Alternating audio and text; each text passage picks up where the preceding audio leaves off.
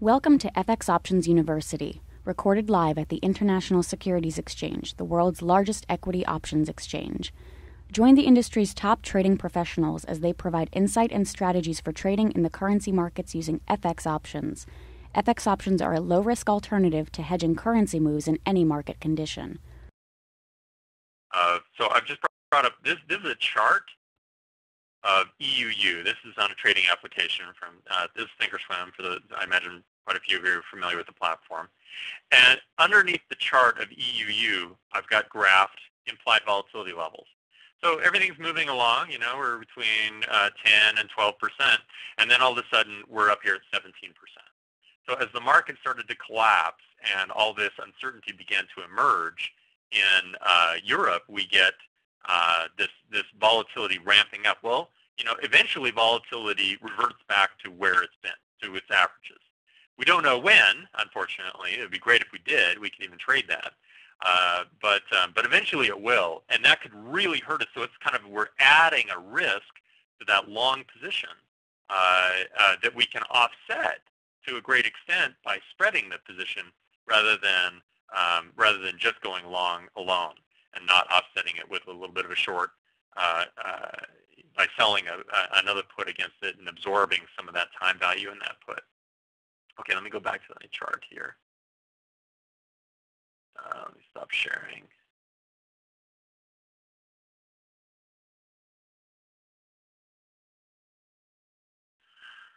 Okay, so I've got a question here. So I wanted to throw basically 3 ideas out today and go through a case study. And each one of these, you know, the market's at an interesting situation in that, you know, we're kind of hitting support levels or resistance levels depending on what instrument you're looking at.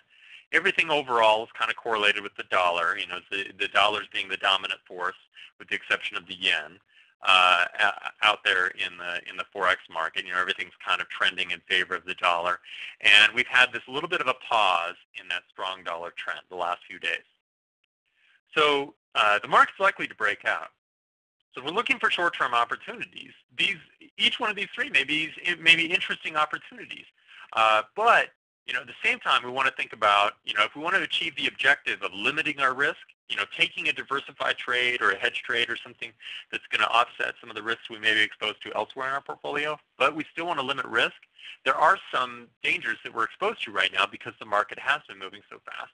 And so these were 3 ideas to take advantage of that. I think a breakout, personally, I think a breakout is quite likely. I think the market's bias right now is towards panic. And if we get some bad news or more, you know, big bad news, the bias is so strong to the downside, I could see this continued flight into quality, and that would be probably harmful for equities, but could be very good for the dollar. Could be really bad for the pound, could be bad for the euro, and could be good for the yen. So we kind of know how this little circle of cause and effect may work out over the next couple of weeks, or even the next few days, depending on when we start to see the market begin to move. And we can start to plan some strategies to take advantage of that movement using currency options as an alternative, and in addition to some of the things we may be doing in stock options, stock index options, or stocks themselves. Okay, so let me answer a couple of questions. Carlos is asking me, what's the difference between EUI and EUU, and when should you use one versus the other? So the index we've been looking at here is EUU, which is the euro versus the dollar. So if you were looking at this as like a division problem, it'd be EUR divided by USD. Right now it takes $1.23 to get into a euro.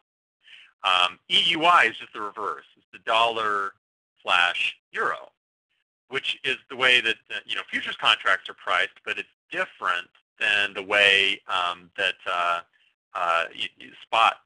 the spot market works. So typically, if you're working with like a dealer, you're used to seeing it as EUR USD, so euro dollar rather than dollar euro. So EUI and EUU, they're just the inverse of each other. That's basically the bottom line. I don't know that there's, with those two, they're both fairly liquid. So I don't know that I would really point out that one is superior to the other. It's probably just a matter of your comfort and convenience. If you're used to seeing the dollar and euro quoted as dollar euro, then EUI is probably the one to trade. If you're used to seeing it the other way, which I know a lot of individual traders are from the spot Forex market, then EUU is probably the instrument to be looking at. But in both cases, they seem, to me, when I watch prices during the day, they seem to be about as liquid as each other, so I don't think that there's any other inherent advantage. Okay, so TJ is asking, is it tougher to get out of spreads quickly with a profit before expiration? So TJ, I'm just going to answer this with my opinion. It does depend on how liquid is the underlying as well as the options that you're trading. Sometimes a multi-leg spread can be tough to get out of if you're trading something that's really illiquid or has gone way out of the money or something like that. But I wouldn't anticipate, sticking with things like EUU as an example or YUK on the yen. I wouldn't anticipate that you would see big problems in getting out of the trade, spread trade, any more than getting out of a single leg. So if you're sticking with liquid, option contracts, you're probably okay. I always suggest, though, these are great questions for brokers. So, talk to your broker because it would be interesting to find out if they have suggestions for you that that you can do to expedite that as much as possible. Entering the trade as a spread or legging out of it or whatever it is. They may have some suggestions that would as to how to do that in the best way with their particular platform, or they may have a way to do that. But I wouldn't anticipate that you'd see big problems personally.